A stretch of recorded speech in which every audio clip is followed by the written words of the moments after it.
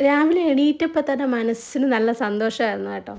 അത് വേറൊന്നും കൊണ്ടല്ല, ഞാൻ ഇന്നെൻ്റെ വീട്ടിലോട്ട് പോവുക. എല്ലാ കല്യാണം കഴിച്ച പെണ്ണുങ്ങൾക്ക് നമ്മൾ വീട്ടിലോട്ട് പോകുമ്പോൾ അതെപ്പോൾ പോയാലും അതെ, ആഴ്ചയിൽ 2ഓ 3ഓ വട്ടം പോയാലും അതെ, ഭയങ്കര സന്തോഷമായിരിക്കും അല്ലേ, ഒരു ഉത്സാഹമൊക്കെ ആയിരിക്കും. ആ ഒരു ഉത്സാഹത്തോടു കൂടെ തന്നെ ഞാനും പോയത്. കാരണം എൻ്റെ അമ്പലത്തിൽ ഞാൻ ജനിച്ചപ്പോൾ തൊട്ട് പോകാറുള്ള എൻ്റെ അമ്പലത്തിൽ സപ്താഹമാണേ. കാരണം കുറേ നാളായി ഞാൻ സപ്താഹമാണെങ്കിലും അവിടെ അമ്പലത്തിൽ പോയി തൊഴാറാണെങ്കിലും അങ്ങനെ പതിവൊന്നുമില്ല. വല്ലപ്പോഴും ഒക്കെ പോയെങ്കിലായി. അങ്ങനെ ഒന്ന് മനസ്സ് തുറന്ന് പ്രാർത്ഥിക്കാനാട്ടോ ഞാൻ പോയത്. അവിടെ ചെന്ന് ആ നടയിൽ നിന്നപ്പോൾ തന്നെ മനസ്സും കണ്ണും ഒക്കെ നിറഞ്ഞു. കാരണം അത്രയ്ക്ക് സന്തോഷം ഉണ്ടായിരുന്നു അവിടെ നിന്ന് പ്രാർത്ഥിച്ചിറങ്ങിയപ്പോൾ. എപ്പോഴും നമ്മൾ തിരികെ നമ്മുടെ വീട്ടിൽ നമ്മുടെ അമ്മയുടെ അടുത്ത് ചെല്ലത്തില്ല, ആ ഒരു പ്രതീതിയായിരുന്നു എനിക്ക്. അങ്ങനെ അവിടെ കുറച്ച് ചടങ്ങുകളൊക്കെ ഉണ്ടായിരുന്നു. കുടുവിൻ്റെയും തക്കുടുവിൻ്റെയൊക്കെ തുലാഭാരമൊക്കെ കഴിഞ്ഞ് പിന്നെ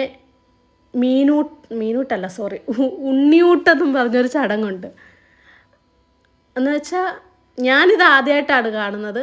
നമ്മൾ കുഞ്ഞുങ്ങൾ ജനിച്ചു കഴിഞ്ഞ് 6 മാസം കഴിയുമ്പം ചോറൂണ് നടത്തത്തില്ലേ, അതുപോലെ ഇത് ഏത് കുഞ്ഞുങ്ങൾക്കും വേണേലും ഉണ്ണിയൂട്ട് നടത്താം.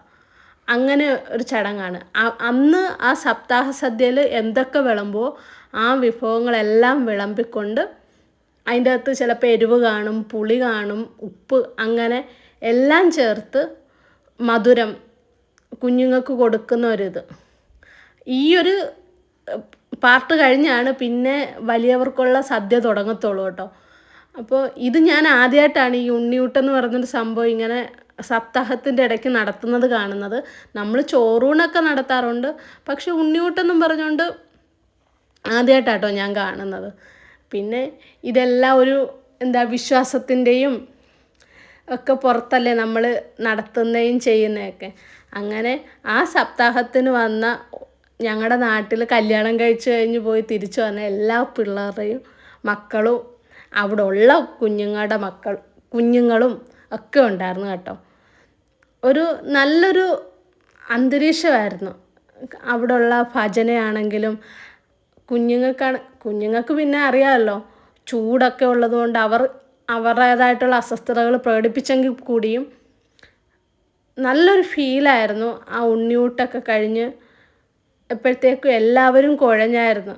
കാരണം അവിടെ ചൂടി കുഞ്ഞുങ്ങൾ അടങ്ങിയിരിക്കത്തില്ലല്ലോ, നമ്മൾ അവരുടെ പുറകെ ഓടി. അമ്മയാട്ടോ കുടുവിൻ്റെ ഒക്കെ അടുത്ത് ഇരുന്ന് അവരെ ഊട്ടിച്ചത്. ഊട്ടിക്കുകയെന്ന് വെച്ചാൽ കൊടുക്കുക. ഊട്ടലൊക്കെ കുഞ്ഞു പ്രായത്തിലല്ലേ, എങ്കിലും അതൊക്കെ കഴിഞ്ഞിറങ്ങിയപ്പോഴത്തേക്കും എൻ്റെ പൊന്നു ഒരു പരുവമായി. ഒന്നാമത് ചൂട്. ആ ചൂടിന് വീട്ടിൽ വന്ന് കയറിയപ്പോൾ എനിക്ക് എങ്ങനെയും ഒന്ന് കിടന്നുറങ്ങിയാൽ മതിയായിരുന്നു. ഞാനൊന്നും നോക്കിയില്ല. പിന്നെ ബെഡിൽ വന്ന് ഒറ്റ മറിയലായിരുന്നു. അപ്പോൾ ഞാൻ റെസ്റ്റ് എടുക്കട്ടെ. Okay, by.